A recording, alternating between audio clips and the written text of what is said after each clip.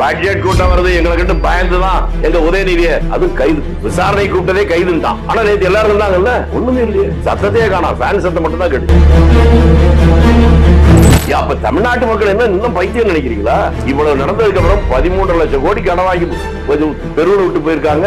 அவங்களுக்கு எதிர்காலம் இருக்குன்னா மக்கள் ஓட்டு போடணும். அப்படி மக்கள் ஓட்டு போட்டாங்கன்னா இவனுக்கு ஒண்ணுமே தெரியல, ஒண்ணும் கிடையாது. தெருவில் பேசுறாங்கம்மா, அசலில போயிருக்காங்க. முதலமைச்சர் பேசவே இல்லை அப்படின்னு சொல்லிட்டு உள்ள போறாங்க, பேச எந்திரிச்சா வெளியே வந்துடுறாங்க. மக்களுக்கு ஜனநாயக நாட்டுல முதலில் தேவை பிரியாணியோ அல்லது பெரிய பங்களாவோ காரோ பிளேன் சுற்றுப்பயணமோ 3500 ரூபாய்க்கு 4000 ரூபாய்க்கு பணியன் போடுவதோ அல்ல. பாதுகாப்பு தவறு நடந்தால் நடவடிக்கை உறுதியாக இருக்கும் என்கின்ற அச்சத்தை நாட்டுல எல்லாருக்கும் விதைச்சிட்டாங்களா?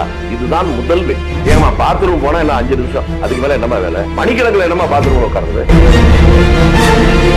ஆளுங்கட்சியாகவே இருந்தாலும் தப்பு பண்ணா நடவடிக்கை எடுப்பாங்கிற எண்ணத்தை கொண்டு வந்துட்டாங்களா? அது ஒரு மிகப்பெரிய positive sign.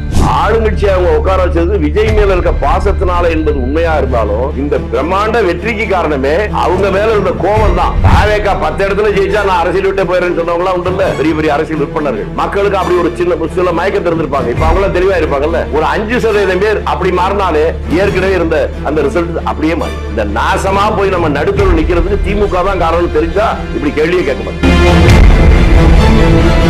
iPlus TV, India's #1 QLED TV, crystal clear picture quality with 3-year replacement warranty, smart voice, smart entertainment. நான்காம் துணையர்கள் அனைவருக்கும் வணக்கம். இன்று நம் நிகழ்ச்சியின் சிறப்பு விருந்தினர் காங்கிரஸ் கட்சியின் மூத்த தலைவர் திரு திருச்சி வேலுசாமி அவர்கள் இணைந்துள்ளார். வணக்கம் சார். வணக்கம். இந்த பட்ஜெட் திமுகவிற்கு என்ன மாதிரியான ஒரு இம்பாக்டை கிரியேட் பண்ணிருக்கும்னு நினைக்கிறீங்க? இம்பாக்ட் திமுக ஒன்று இருந்தாலும் இனிமே இம்பாக்ட். நேத்து முழுக்க பட்ஜெட் தானே. முந்தா நாள் என்ன சொன்னாங்க? பட்ஜெட் கூட்டம் வருது எங்களுக்கு பயந்துதான் எங்க உதயநிதியை அது கைது விசாரணை கூட்டதே கைதுட்டான். ஆனா நேற்று எல்லாரும் இருந்தாங்கல்ல, ஒண்ணுமே இல்லையே, சத்தத்தையே காணா, ஃபேன் சத்தம் மட்டும் தான் கேட்டுச்சு. ஏன்னா நேற்று எங்க தலைவர் பதிலடி கொடுக்க போறாரு, நாளைக்கு எல்லாரும் தெரிச்சு ஓட போறீங்கன்னு பயங்கரமா திமுக சொல்லி இருந்தாங்க. அதுதான் நானும் சொல்றேன். நேற்று என்ன ஆச்சு? அவங்க இருந்தாங்கல்ல, இருந்தும் இல்லாத நிலைக்கு போயிட்டாங்க. ஆனா அவரே சொல்றாரு, எங்களோட ஆட்சியை நிதியமைச்சர் அவர்களே பாராட்டி இருக்காரு, தமிழ்நாடு முதன்மை மாநிலமா விளங்கி. ஆமா 13 லட்சம் கோடி கடன் மாநிலம், முதன்மை மாநிலம். சட்ட ஒழுங்கு இந்தியாவிலே எங்கேயும் இல்லாத அளவுக்கு அடிதடி எடுத்துக்கிட்டு முதன்மை மாநிலம். கஞ்சா அபீன் பிரவுன் சுகர் இதெல்லாம் சர்வசாதாரணமா ஹைஸ்கூல் பக்கத்துல பொட்டி கடையில விற்கிறது, அதுல முதன்மை மாநிலம். அதெல்லாம் உண்மைதான், அது ஒத்துக்குவோம். ஆனா திமுகவுடைய நிலைப்பாடு இனி எப்படி இருக்க போகுது சார்? ஏன்னா இப்ப எதிர்கட்சி தலைவர் ஏமா இதை கேட்டா அவங்க பயங்கர சந்தோஷம். அறிவாலயத்துக்கு போனா கோயில் கட்டி கும்பிடுவாங்கம்மா. எதிர்காலமே இல்லைன்னா பயந்துட்டு இருக்கான். எதிர்காலம் எப்படி இருக்கும் நீங்க கேட்டீங்கன்னா, அப்ப தமிழ்நாட்டு மக்கள் என்ன இன்னும் பைத்தியம் நினைக்கிறீங்களா? இவ்வளவு நடந்ததுக்கு அப்புறம் 13 லட்சம் கோடி கடன் வாங்கி தெருவில் விட்டு போயிருக்காங்க. அவங்களுக்கு எதிர்காலம் இருக்குன்னா மக்கள் ஓட்டு போடணும். அப்படி மக்கள் ஓட்டு போட்டாங்கன்னா இவனுக்கு ஒண்ணுமே தெரியலன்னு அர்த்தம். நான் தமிழ்நாட்டு மக்கள் ஏதோ சில நேரத்தில் மனிதன் எப்பவும் தவறு பண்ணுவான், ஆனா நிரந்தரமா பண்ண மாட்டான், அது எனக்கு தெரியும். அது தமிழக மக்கள் இப்ப ரொம்ப தெளிவா இருக்காங்க. இனி நீங்க சொல்ற கட்சிக்கு வாய்ப்பு இல்லை ராஜா, வாய்ப்பு. ஏன்னா இப்ப ஆப்போசிஷன் பார்ட்டியா பல விஷயங்கள் விமர்சனங்கள் வைக்கிறாங்க. எங்கம்மா ஏமா நேத்து பேசவே இல்லை, இப்பதானே சொன்னேன். ஒண்ணும் கிடையாதுமா, தெருவுல பேசுறாங்கம்மா, அசலில போயிருக்காங்க. முதலமைச்சர் பேசவே இல்லை அப்படின்னு சொல்லிட்டு உள்ள போறாங்க, பேச எந்திரிச்சா வெளியே வந்துடுறாங்க. போன மாசம் நடந்துச்சா? இதுதான் உங்க பேச்சுக்கும் செயலுக்கும் சம்பந்தம் இல்லை, வாய்ஜாலம் மட்டுமே. அது வானவில் மாதிரி, பார்க்க கலர் மாதிரி தெரியும், கலர் மாதிரியே இருக்கு, இருக்காது. ஆனா இப்ப இந்த விமர்சனம் பெரிய சர்ச்சையாச்சு இல்லையா சார்? தஞ்சாவூர்ல அவர் பேசினது, அதை எப்படி பாக்குறீங்க சார் உங்க பார்வையில? அது அவங்க பரம்பரை குணமா, இது ஒண்ணும் புதுசே கிடையாது. இது என்ன இன்னைக்கு நேத்தனமா அவர் தான் புதுசா பேசின மாதிரி? அவரு உதவாநிதி சொல்றதுல நியாயம் இருக்கு. இதுக்கு முன்னால எங்க அப்பா பாட்டன் எங்க கட்சியில இருக்கு எல்லாரும் பேசுறதாப்பா, நான் பேசுறேன், நான் என்ன புதுசா பேசுறேன் அப்படிங்கிறாரு. அவ்வளவுதான் விஷயம். அதனால இது பழகி போன விஷயம். ஆனா முதலமைச்சர் நினைக்கிறான் இவ்வளவு நாள் நடந்து போச்சு ரைட்டு, இனிமேலாவது கொஞ்சம் கௌரவமா இருக்கட்டும், அதுக்கு நடவடிக்கை எடுக்கிறார். முதலமைச்சர் சைடுல அவர் செஞ்சது நியாயம், உதவாநிதி சைடுல அவர் செஞ்சது நியாயம். ஏன்னா எங்க கலாச்சாரம் இதானையா, என்ன புதுசா பாக்குறீங்க அப்படின்னு சொல்றேன். ஆனா தாவேக்காவுமே பல விமர்சனங்கள் வைத்திருக்கேன் சார் திமுக மேல. பல விர்ச்சுவல் வாரியர்ஸா இருக்கட்டும், அவங்களே பல கிண்டல்கள் எல்லாம் செஞ்சிருக்காங்க திமுக இருக்க பெண்களை. ஏன் அப்படியா? நீங்க என்னன்னா ஒரு பிரச்சனை திசை திருப்பது மட்டும்தான் மீடியா நினைச்சீங்கன்னா மீடியாவுக்கே நீங்க செய்யற துரோகம். எவ்வளவு சீரியஸான விஷயத்த பேசிட்டு இருக்கோம், நீங்க அதை ஜோக்கா கொண்டு போறீங்க. சட்டமன்றத்தில் இருக்க எதிர்கட்சி தலைவர் ஒருத்தன் பொறுப்பு இல்லாம பேசினா அதை நியாயப்படுத்துற மாதிரி கேள்வி கேட்கறீங்க. நீங்க இது மாதிரி நியாயமான அந்த காமராஜ் காலத்துல உண்டா, ஓமாந்தர காலத்துல உண்டா, குமாரசாமி ராஜா காலத்துல உண்டா, அல்லது ராஜாஜி காலத்துல உண்டா? அதற்கு அப்புறம் 67க்கு பின்னால்தான் இந்த கலாச்சாரம் வந்துச்சு. 57க்கு அப்புறம் ஒண்ணு வந்துச்சு. இது வந்திருக்க கூடாதுன்னு சொன்னீங்கன்னா பொறுப்போடு கேட்கறீங்க.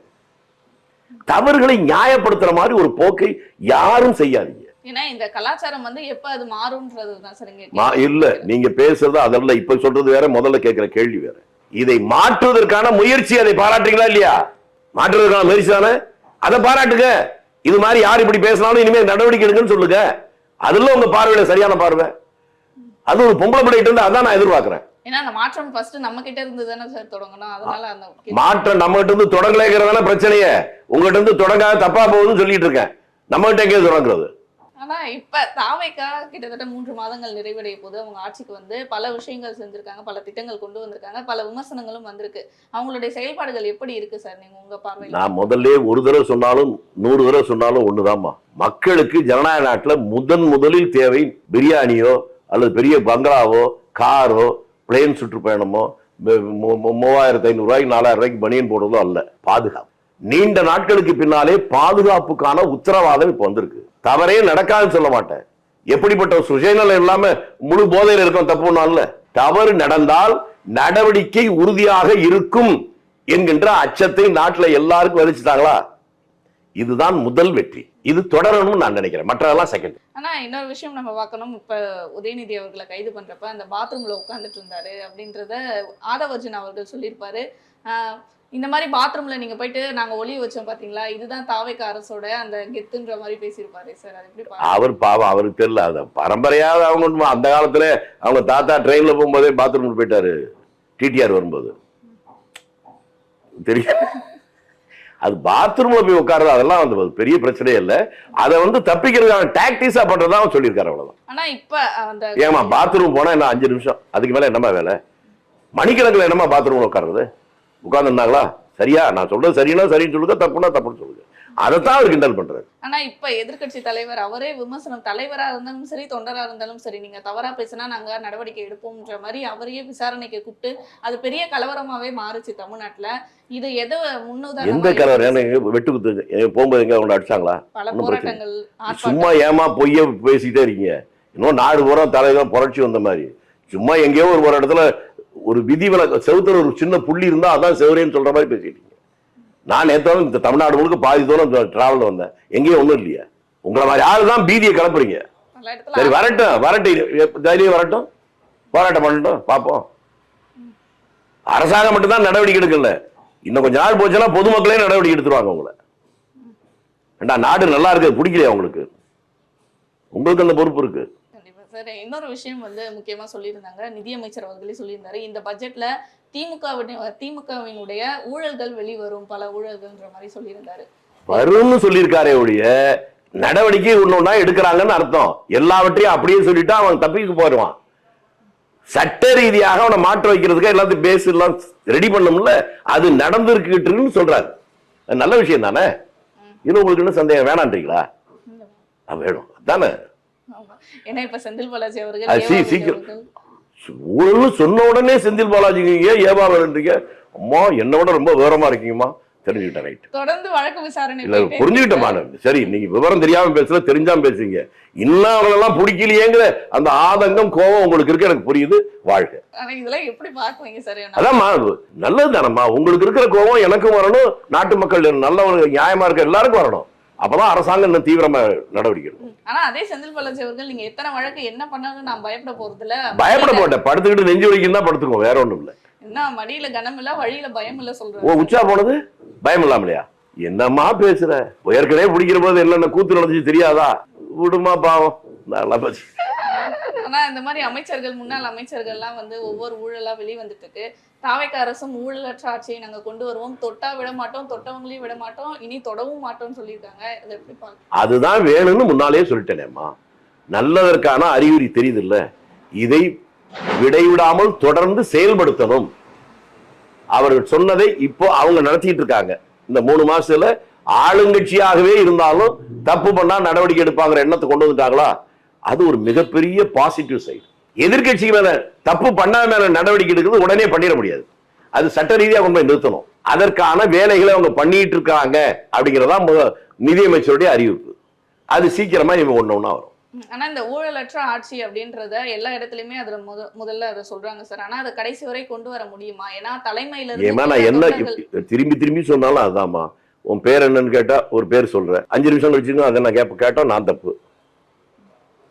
அதான் சொல்லிட்டாங்களேமா, ஊழலற்ற ஆட்சி பண்ணுறதுக்கு நடவடிக்கை எடுக்கிறாங்கன்னு. அப்புறம் முடியுமா முடியாதா, வேணுமா வேணாமா அதை சொல்லுங்க. அடிமட்டம் வரைக்கும் அதை கொண்டு போகும். அதைத்தான் செய்ய. திரும்பியும் தப்பா ஏமா பேசுற? கொண்டு போகணும் அதை சொல்லுங்க. அதுதானே நம்ம விருப்பம். நாட்டுல எல்லாம் ஊழல் நடக்கணும்னு நினைக்கிறீங்க, கூட நடக்க கூடாதுன்னு நினைக்கிறீங்களா? நடக்க கூடாது இல்ல. அப்போ நடக்காம பாத்துக்கணும், அதானே இந்த பிரேயரா இருக்கணும், அதான் வேண்டுகோளா இருக்கணும். நடக்குமா நடக்குமா அப்படின்னு கேட்டா செய்தவனுக்கு கெடுக்கிற வேலை. கண்டிப்பாக சார். இப்ப தாவேகா திமுக, தாவேகா விசஸ் திமுகன்னு இருக்கு, இதுல அதிமுக இருக்கு. இந்த 3 கட்சிகள் வந்து எப்படி செயல்பட்டு இருக்காங்க, இப்ப தமிழ்நாட்டுல எந்த அளவுக்கு ஒரு தாக்கத்தை ஏற்படுத்திட்டு இருக்காங்க? கொஞ்ச நாள் போச்சுன்னா இந்த கட்சி சில பேரை சொல்லவே மாட்டீங்கம்மா, இல்லாம போயிடும். அப்ப மக்கள் தெளிவா வந்துட்டாங்கம்மா. இவ்வளவு தப்பு பண்ணதுக்கு அப்புறமும் அவர்களை ஆதரிக்க நீங்க வந்து மக்களை அவமானப்படுத்துறீங்க இந்த கேள்வி மூலமா. மக்கள் இன்னும் புரிஞ்சுக்கல அப்படின்னு உங்க கேள்வியில தொக்கி நிற்பது உண்மை. அது மக்கள் தெளிவா புரிஞ்சதுனாலதான் இவங்களை இப்போ ஆளுங்கட்சி அவங்க உட்கார வச்சது விஜய் மேல இருக்க பாசத்தினால என்பது உண்மையா இருந்தாலும், இந்த பிரம்மாண்ட வெற்றிக்கு காரணமே அவங்க மேல இருந்த கோபம் தான். அதை புரிஞ்சுக்கிட்டா இந்த கேள்வி இடம் இல்லை. அதனுடைய விளைவுதான் மக்கள் தன்னெழுச்சியாக எடுத்து பல பேர்ல கேண்டேட் யாருன்னே தெரியாது, ஓட்டு கேட்டே வரல, அவங்களாம் ஜெயிச்சிருக்காங்க. அதற்கு காரணம் இவர்களை பற்றி இவ்வளவு நாள் கழிச்சு காலம் கடந்தாவது தமிழக மக்கள் இவர்களை புரிந்து கொண்டிருக்கிறார்கள். ஆகவே இனிமே இவர்களுக்கு வேலை இல்லை, சற்றே ஒதுங்கிரும் பிள்ளாய் என்று சொல்லிட்டாங்க. புத்திசாலியா ஒதுங்கிட்டா அவங்களுக்கு நல்லது, இல்ல திரும்பி வந்து முண்டா தட்டாங்கன்னா மாட்டிக்குவாங்க. இப்ப இடைத்தேர்தல் வரவிருக்கு, இந்த 6 மாதத்துக்குள்ள இடைத்தேர்தல் வைக்கணும். கரெக்டா சொல்லணுமா? இப்ப அந்த இடைத்தேர்தல் காட்டிடும். அதான் சார், இடைத்தேர்தல் எப்படி எதிர்பார்க்கலாம்? இவ்வளவு பெரிய அலையிலுமே அங்க வந்து 4 இடத்துல அதிமுக வெற்றி பெற்று இருக்குன்றப்ப இது ஒரு பெரிய விஷயம் தானே. இடைத்தேர்தல் முன்னாடி நடந்த தேர்தல்ல இவ்வளவு பெரிய தாவேகாவின் அலை வீசியுமே அதுல அதிமுகன்றது 4 இடங்கள்ல வெற்றி பெற்றிருக்கு. இப்ப அந்த 4 எம்எல்ஏக்கள் இங்க அலை வீசின்னு இப்பதானே சொல்ற, தேர்தல் முன்னால சொன்னீங்களா? மக்கள் தாவேகா அலை வீசலமா, அதை புரிஞ்சுக்கமா. மக்களுடைய எழுச்சி அலை வீசி இருக்கு, அது இன்னும் அடங்கல. மக்கள் என்ன மாறிட்டாங்களா அதுக்குள்ள 3 மாசத்துல? இல்ல அப்ப முடிவா தான் வரும். அன்னைக்கு தெரியாதவங்களும் இப்ப தெரிஞ்சு போச்சு இல்ல. தாவேகா 10 இடத்துல ஜெயிச்சா நான் அரசியல் விட்டே போயிடுறேன்னு சொன்னவங்களாம் உண்டு இல்ல, பெரிய பெரிய அரசியல் விற்பனர்கள். மக்களுக்கு அப்படி ஒரு சில மயக்கத்தை இருந்திருப்பாங்க, இப்ப அவங்களாம் தெளிவா இருப்பாங்கல்ல. ஒரு 5% பேர் அப்படி மாறினாலே ஏற்கனவே இருந்த அந்த ரிசல்ட் அப்படியே மாறி எல்லா இடத்துலயும் ஜெயிக்க போகுது, பெரும்பான்மை பெற்ற போது. நான் என்னமா அதான் சொல்லிட்டேனேமா, ஒரு இடத்திலும் வேறு கட்சி ஜெயிக்க முடியாது. அதான் இன்றைக்கு யதார்த்த நிலை. இது அகம்பாவத்தோடு ஆணவத்தோடு நான் சொல்ல, மக்கள் தங்களுடைய எதிர்காலம் நல்லா இருக்கணுங்கிறதுனால இந்த முடிவை தான் எடுப்பார்கள் என்று நான் திடமா நம்புறேன். கண்டிப்பாக சார். இப்ப ராகுல் காந்தி அவர்கள் நம்ம தமிழ்நாட்டுக்கு வருகை தந்திருந்தாரு. அதற்கிடையில் இப்ப காவிரி பிரச்சனையும் போயிட்டு இருந்துச்சு, இப்ப தண்ணீரும் வந்துருச்சு. இப்ப ராகுல் அதாவது காங்கிரஸ்க்கும் தாவேகாவுக்கும் உறவு எப்படி இருக்கு சார்? என்னமா தினம் எனக்கு உறவு நல்லா இருக்குன்னு சொல்லிட்டு இருக்குன்னு நினைக்கிறீங்களா? நாங்கெல்லாம் கூட்டணி ஆட்சியில இருக்க, என்ன கேள்வி கேட்கிறீங்க எனக்கு புரியலமா. காவிரி பிரச்சனையை வச்சு ஐயோ, உங்க மீடியாவுக்கு எதுவோ ஆகி போச்சு தமிழ்நாட்டுல. வேற எங்க இப்படி எல்லாம் பேசுறது? கூட்டணி ஆட்சியில இருக்க உங்க உறவு எப்படி இருக்குன்னு என்ன கேள்வி கேட்கறீங்க? ஏன்னா இந்த காங்கிரஸ் இதெல்லாம் உங்க கேள்வி எனக்கு வேணாமா. உங்களுக்கு புரியலன்னா அதுக்கு நான் பொறுப்பா? கூட்டணி ஆட்சியில நாங்க மந்திரியா இருக்கிறோம், உங்க உறவு எப்படி இருந்து கேள்வி, இது கேள்வியா? என்ன கேள்வி? இந்த காவிரி நீரால பல விமர்சனங்கள், இதெல்லாம் இந்த பல விமர்சனம் உங்களுக்கு காவிரியை பத்தி தெரியல, அதனால இந்த கேள்வி கேட்கறீங்க.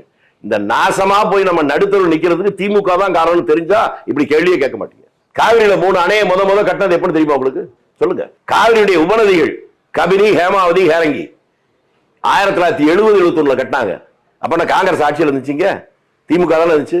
50 ஆண்டு கால ஒப்பந்தம் 24 போடப்பட்டது, 74 முடியுது. முடியும் போது புதுப்பிக்க வேண்டிய பொறுப்பு அன்றைய ஆட்சிக்கு தானே. 74 ஆட்சியில் யார் இருந்தா? திமுக தானே. ஏன் பண்ணல? 177 டிஎம்சி கையெழுத்து போட்டது கருணாநிதியா நாங்களா? 320 டிஎம்சி கையெழுத்து போட்டதுக்கு எம்ஜிஆர் தேவராஜ முடிவு பண்ண போது 1000 இருந்தாலும் எம்ஜிஆர் மலையாளி தானே, அதனாலதான் தமிழ்நாட்டுக்கு துரோகம் பண்ண அதே வாய் தானே கருணாநிதி வாய். அதையெல்லாம் கேட்டீங்கன்னா நீங்க புரிஞ்சு கேட்கறீங்கன்னு அர்த்தம்.